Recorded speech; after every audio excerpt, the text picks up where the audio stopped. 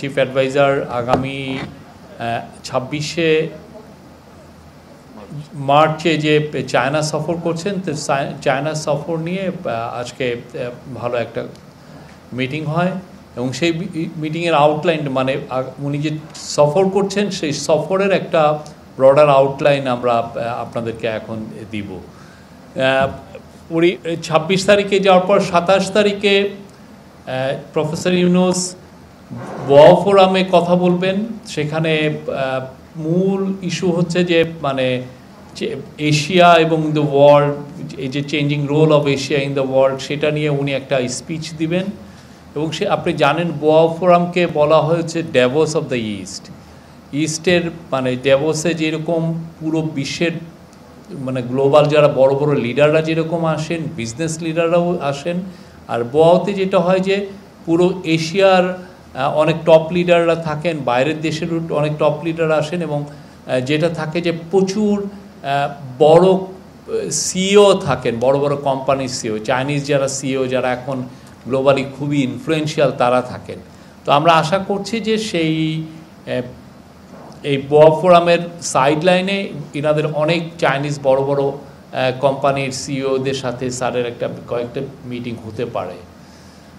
আর এটা স্যারের এই চায়নার সফরটা হবে হচ্ছে এটা প্রথম ওনার বায়োলেটারাল সফর। অ্যাট দ্য সেম টাইম উনি বায়োলেটারাল মিটিং করবেন চায়নার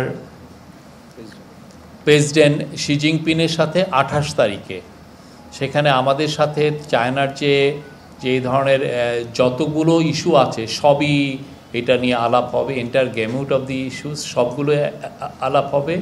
এবং তার মধ্যেও আমরা বলতে পারি যে স্যার যেটা বলেছেন যে মূল ফোকাসটা হবে যে চায়নার কাছে চাইনিজ বড় সিইওদের সাথে মিশা, চায়নার সাথে মানে বাংলাদেশকে ইন্ডাস্ট্রিয়ালাইজেশনের জন্য, বাংলাদেশে ম্যানুফ্যাকচারিং এর জন্য একটা বড় হাব তৈরি করার জন্য চায়নার সাথে সেই ধরনের আমরা আমাদের সম্পর্কটা একটা নতুন উচ্চতায় নিতে চাই, এটা একটা। এবং চাইনিজ অ্যাম্বাসাডার বলেছেন যে এটা হবে যে this is the most important visit like by Bangladeshi leader in 50 years. জানেন এই বছর বাংলাদেশ এবং চায়না তাদের 50 বছর যে রিলেশনশিপ তারা সেটা সেলিব্রেট করছে। তো এটা হবে মোস্ট ইম্পর্টেন্ট ভিজিট তারা মনে করছে। তো এইখানে আমাদের তরফ থেকে, ইন্টারিম গভর্নমেন্টের তরফ থেকে ফোকাসটা থাকবে যে চাইনিজ কোম্পানিগুলো যাতে বাংলাদেশে এসে তাদের ফ্যাক্টরিগুলোকে রিলোকেট করে। এটা নিয়ে প্রফেসর ইউনূস যখন ইউনাইটেড নেশনের জেনারেল অ্যাসেম্বলিতে উনি গিয়েছিলেন, সেখানে সাইডলাইনে চাইনিজ ফরেন মিনিস্টারের সাথে কথা হয়েছিল। সেখানে কিন্তু উনি সুস্পষ্টভাবে তাকে বলেছিলেন যে চাইনিজ যারা সোলার কোম্পানি তারা জন্য বাংলাদেশে ইনভেস্ট করে, কেননা Chinese solar company global trade প্রোটেকশনের কারণে অনেক ক্ষেত্রে তারা বাধাগ্রস্ত হচ্ছে। কিন্তু আমাদের তরফ থেকে, আমাদের এখান থেকে যদি এক্সপোর্টটা করে তাহলে সেই ধরনের কোনো প্রোটেকশনিস্ট কোনো ট্যারিফ তার উপর ইম্পোজ হবে না। তো সেই জন্য তাদের স্যারের ইনভাইটেশনে সাড়া দিয়ে দুইটা কোম্পানি, অলরেডি কয়েকটা কোম্পানি আসছিলেন, তার মধ্যে দুটো কোম্পানি তারা বাংলাদেশে তাদের অফিস সেট আপ করবেন এবং খুব দ্রুত তারা ইভেন ম্যানুফ্যাকচারিং প্লান্টও করবেন। তার মধ্যে একটা আছে হলো লংগি, LONGI। লংগি হচ্ছে ওয়ার্ল্ডের largest solar panel manufacturing company. সেটা ওয়ার্ল্ডে যত সোলার প্যানেল তৈরি হয় তার 70%ই ওরা ম্যানুফ্যাকচার করে। তো বাংলাদেশে এটা আসা মানে হচ্ছে বাংলাদেশে সোলার প্যানেলে আমরা বলতে পারি যে আমাদের এই সেক্টরে আমরা আবার বড় প্রচুর জব তৈরি হবে এবং আমরা একটা এক্সপোর্ট পাওয়ার হিসাবে আবির্ভূত হওয়ার সম্ভাবনা আছে। আর চায়নাতে সফরে স্যার পিকিং ইউনিভার্সিটিতে একটা বক্তব্য রাখবেন স্টুডেন্টদের জন্য। এবং পিকিং ইউনিভার্সিটি, আপনি জানেন পিকিং ইউনিভার্সিটি চায়নার খুবই নামকরা একটা ইউনিভার্সিটি, গ্লোবাল র্যাঙ্কিংয়ে ওইটা প্রায় টপ 10-এর মধ্যে থাকে।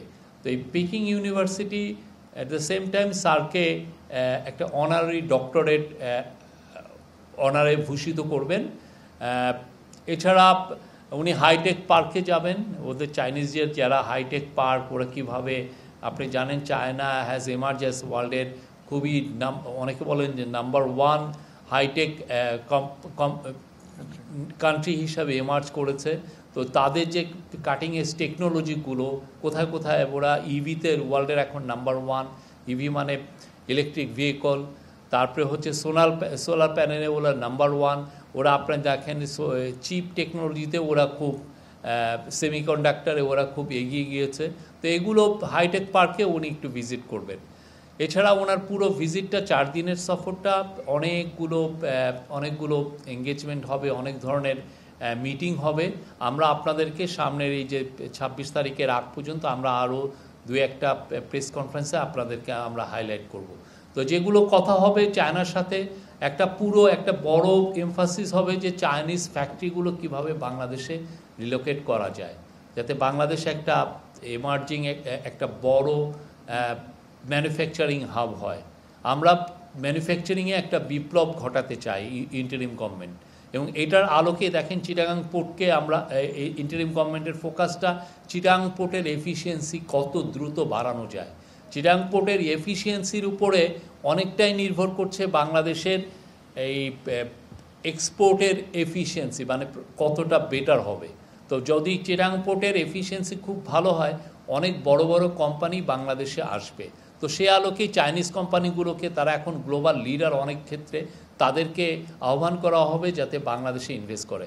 আরেকটা জিনিস আজকে চাইনিজ অ্যাম্বাসেডার বলেছেন যে অগাস্ট 5-এর পরে যে অভূতপূর্ব চেঞ্জ হলো, যে গণ অভ্যুত্থানের পরে চাইনিজ কোম্পানিগুলো বাংলাদেশে লার্জেস্ট ইনভেস্টমেন্ট করেছে গত 7 মাসে। এটা ম্যাসিভ, এবং ওরা আরও ইনভেস্টমেন্ট করতে আসছে, এবং আমরা মনে করি যে এই ভিজিটের পরে প্রচুর চাইনিজ কোম্পানি বাংলাদেশে আরও আসবে তাদের ভিজিট করতে।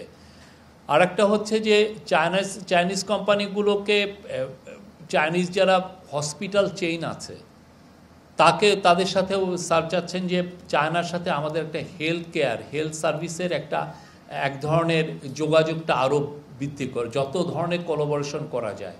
অলরেডি চায়না জানিয়েছে তারা বাংলাদেশে একটা জেনারেল হসপিটাল করে দিবে, কিন্তু প্রফেসর ইউনূস চাচ্ছেন যে চাইনিজ যারা হসপিটাল চেইন, তারা খুব নামকরা এবং খুব ভালো তাদের হেলথ কেয়ার ফ্যাসিলিটি, তো তারা যেন বাংলাদেশে এসে এই বিজনেস অপরচুনিটিগুলো এক্সপ্লোর করে এবং বাংলাদেশের সাথে জয়েন্ট ভেঞ্চারে যাতে হসপিটাল দেয়।